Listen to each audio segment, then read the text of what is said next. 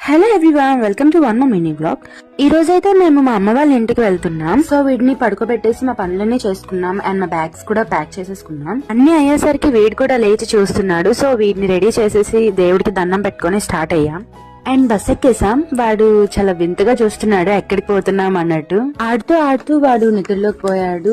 చిన్నపిల్లలు అంతే కదా, ఈజీగా నిద్రలోకి వెళ్ళిపోతారు. ఫైనల్లీ అమ్మ వాళ్ళ ఇంటికైతే వచ్చేసాం. యోహన్ని చూసి మా అమ్మ చాలా ముడిసిపోయింది అండ్ వాడు కూడా చాలా క్యూట్ గా నవ్వుతున్నాడు. దూరం నుండి వచ్చాం కదా, సో మా అమ్మ వాడికి దిష్టి తీస్తుంది. అలా వాళ్ళ మామతో అండ్ అమ్మమ్మతో ఆడుకుని నిద్రలోకి వెళ్ళిపోయాడు. సో ఆ టైంలో మేము తినేసాం.